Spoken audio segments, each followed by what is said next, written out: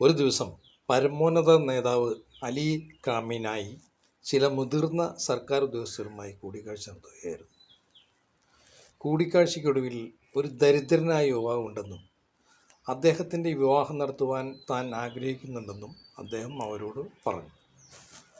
അപ്പോൾ അദ്ദേഹം ചോദിച്ചു, നിങ്ങളിൽ ആർക്കാണ് ഒരു മകളുള്ളത്? വിപ്ലവകാലത്തെ സുഹൃത്തുക്കളുടെ കുടുംബങ്ങൾക്കും രക്തസാക്ഷികളുടെ മക്കൾക്കും മറ്റുമായി ഇങ്ങനെ ചില സഹായങ്ങൾ ചെയ്തു കൊടുക്കൽ റഹബർക്ക് പതിവുള്ള കാര്യം അവിടെയുണ്ടായിരുന്നവർക്കൊക്കെ അറിയാമായിരുന്നുകൊണ്ടോ എന്തോ ആ സമയത്ത് പാർലമെൻറ്റ് സ്പീക്കർ ജനാബ് ഗുലാം അലി ഒഴികെ മറ്റാരും അതിന് മറുപടി പറഞ്ഞില്ല.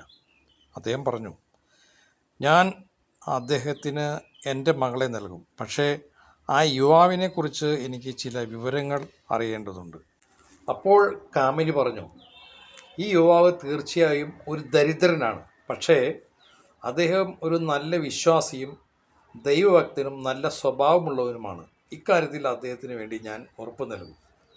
ഉടനെ ജനാബ് ഗുലാം പറഞ്ഞു, എങ്കിൽ തീർച്ചയായും ഞാൻ അദ്ദേഹത്തിന് എൻ്റെ മകളെ നൽകും. മകൾക്ക് കൂടി ഇഷ്ടപ്പെട്ടാൽ നമുക്ക് വിവാഹം നടത്താം. അങ്ങനെ അവർ ഒരു ഫാത്തിഹ ഓതി യോഗം പിരിയാറായപ്പോൾ ജനാബ് ഗുലാം ഖാമിനിയുടെ അടുത്തെത്തി ചോദിച്ചു, ആരാണ് ഈ യുവാവ്? റഹബർ മറുപടി പറഞ്ഞു, എൻ്റെ മകൻ മുത്തുച്ചബ്ബ.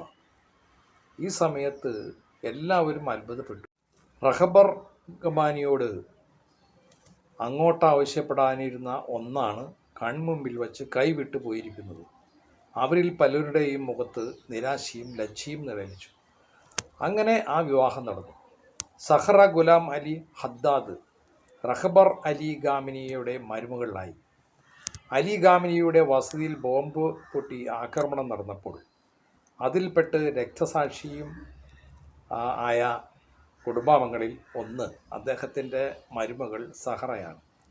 മകൾക്കും മരുമകനും 14 മാസങ്ങൾ മാത്രം പ്രായമുള്ള ചെറുമകൾക്കും ഒപ്പമാണ് അലി ഖാമിനി ഉൾപ്പെടെ കൊല്ലപ്പെട്ട അമേരിക്കൻ ഇസ്രായേൽ ആക്രമണത്തിൽ അവർ രക്തസാക്ഷിത്വം വഹിച്ചത്.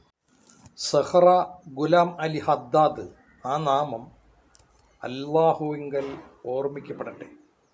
നിത്യജീവൻ കൊണ്ട് ശുഹദാക്കളുടെ ജന്നത്തിൽ അവൾ അനുഗ്രഹിക്കപ്പെടട്ടെ. ആമീൻ യാ റബ്ബൽ ആലമീൻ.